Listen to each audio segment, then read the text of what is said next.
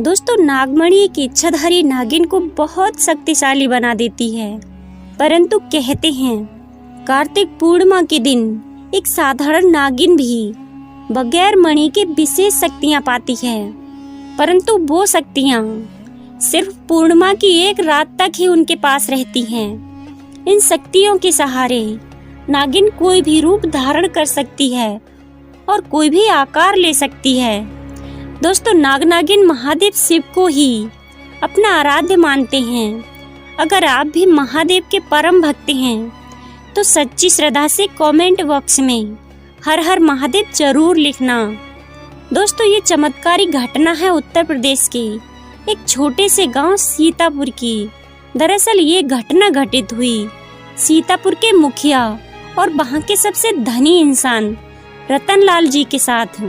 परंतु रतनलाल आज से करीब 5 साल पहले एक साधारण एवं गरीबी का जीवन व्यतीत करते आ रहे थे। वो अक्सर जंगल में अपनी बकरियां चराने जाया करते थे। एक दिन बकरी चराते चराते वो जंगल के थोड़ा अंदर निकल गए। उसी जंगल में एक इच्छाधारी नागिन अपने नाग के साथ ही विशाल पेड़ के पास रहा करती थी। वो नागिन गर्भवती थी। शाम का वक्त था और रतनलाल जब उस पेड़ के पास से गुजरा तो उसे वहां पर एक तेज चमकती हुई चीज दिखाई दी। परंतु साथ ही वो दोनों नागिन भी वहीं पर थे। वो उन्हें देखकर थोड़ा डर गया और तुरंत वहां से जल्दी घर को निकला। परंतु उस रात उसे वो चीज जो चमक रही थी उसके बार बार ध्यान में आ रही थी। परंतु वो इतना तो समझ गया कि वो हो ना हो बहुत मूल्यवान चीज थी और सोचने लगा कि अगर वो मुझे मिल गई तो मैं भी धनवान हो जाऊंगा। परंतु सबसे बड़ी मुसीबत थी वो दोनों नागिन। अगले दिन जब वो वापस जंगल में उसी पेड़ वाले स्थान पर गया, कुछ दूरी पर खड़े होकर छिपकर उस पेड़ के पास रह रहे नागिन को देखने लगा। कुछ देर देखने के बाद उसने ध्यान दिया कि नागिन तो गर्भवती है। वो उस रात घर आकर सोचने लगा कि अच्छा मौका होगा जब नागिन अपने बच्चे को जन्म देगी तभी वह नागमणि चोरी कर लेगा, क्योंकि उस समय नागिन कमजोर होगी, बस नाग को मारना होगा। दोस्तों, कहते हैं अगर किसी नाग के मुंह की तरफ गोबर मार दिया जाए तो वो अपना होश खो बैठता है। अब रतन हर रोज गोबर लेकर उस विशाल पेड़ के पास छुपकर सही मौके का इंतजार करने लगा। एक दिन जब वो मौका आया जब नागिन अपने बच्चे को जन्म देने वाली थी, तभी चुपके से रतन ने नाग के मुंह पर तेजी से गोबर मारा और फिर एक बड़े पत्थर से नाग को मार डाला। फिर उसने नागिन और उसके बच्चे को भी मार डाला और उस मणि को उठाकर और जल्दी से घर की तरफ निकल पड़ा। परंतु उधर नागिन किसी तरह बच गई थी, बस बेहोश पड़ी थी। जब नागिन को होश आया और उसने अपने बच्चे और पति को मरा हुआ देखा तो उसके दुख दर्द का ठिकाना नहीं रहा। वो उस समय गुस्से से पागल हुए जा रही थी और उसने रतन से बदला लेने की ठानी। परंतु मणि चले जाने के कारण वो अपनी शक्तियों का प्रयोग नहीं कर सकती थी। परंतु अभी भी वो अपने रूप तो बदल ही सकती थी।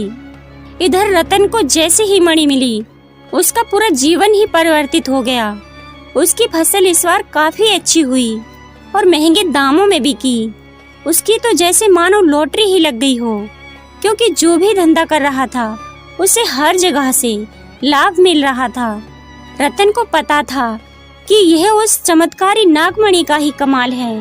गांव में हर जगह उसका नाम था। रतन के इस रुतबे को देख एक अच्छा रिश्ता रतन के लिए उसके पास के ही गांव से आया और सीमा नाम की सुंदर स्त्री से उसका विवाह संपन्न हुआ। सीमा अपने पति को बहुत प्यार करती थी और बहुत इज्जत देती थी। दोनों एक दूसरे का कदम कदम पर साथ निभाते। उनकी जोड़ी गांव में मिसाल बन चुकी थी। उधर नागिन भी एक पुरुष का रूप धारण कर रमेश नाम से रतन के यहाँ उसका मुंशी बन गया और रतन का विश्वास जीतने लगा। रतन भी रमेश का व्यवहार और वफादारी को देखकर उसे अपना भाई समान ही मानने लगा। एक दिन सीमा अपने पति रतन के पास आती है और बताती है कि तुम पिता बनने वाले हो। मैं गर्भवती हूँ। ये सुन रतन की खुशी का ठिकाना नहीं रहा।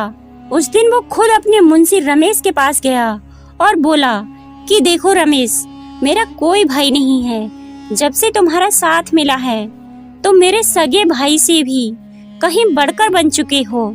आज मैं बहुत खुश हूँ, इसलिए आज मैं अपनी पत्नी और तुम्हें एक खास जगह ले जाना चाहता हूँ। और वो अपनी पत्नी और रमेश को कार में बैठाकर गांव के एक कोने में ले जाकर कार एक छोटी सी कुटिया के सामने रोकता है और बताता है कि जब वो छोटा था तो इसी कुटिया में उसकी माँ की जान उसे जन्म देते चली गई थी।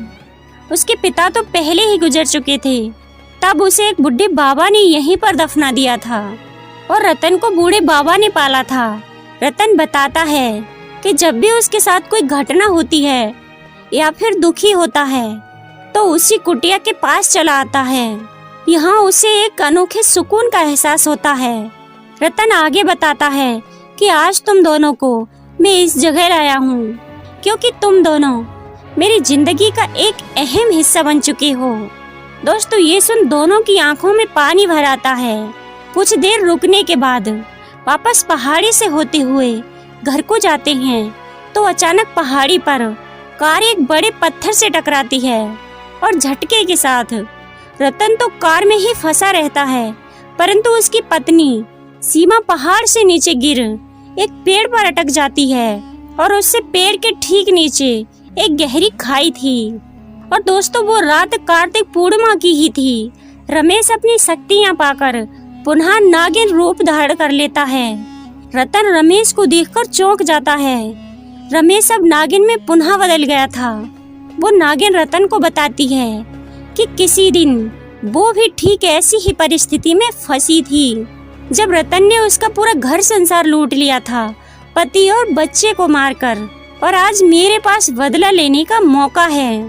रतन घायल गाड़ी में फंसा हुआ था और रो रो कर नागिन को बोलता है कि भले ही मेरी जान ले लो, लेकिन मेरी पत्नी गर्भवती है, उसे छोड़ दो। परंतु तभी उस नागिन को अपनी स्थिति याद आती है कि क्या होता है जब कोई अपना छिन जाता है। वो जिंदगी का सबसे बड़ा दुख होता है। नागिन ने रतन का उसकी पत्नी के प्रति सच्चा प्यार देखकर उसे माफ कर दिया और सीमा को उस पेड़ से निकालकर बचा लिया तथा दोनों को हॉस्पिटल तक छोड़ वापस जंगल में उसी विशाल पेड़ के पास चली गई। जब रतन हॉस्पिटल से स्वस्थ होकर अपनी पत्नी के साथ घर वापस लौटा तो उसे अपनी गलती का एहसास हुआ और उसने जाना कि उसने कितनी बड़ी गलती करी है। नागमणि को लेकर उसी विशाल पेड़ के पास गया और उस पेड़ के पास उस नागमणि को रखकर फूट फूट कर रोने लगा और शाम को वापस घर आ गया।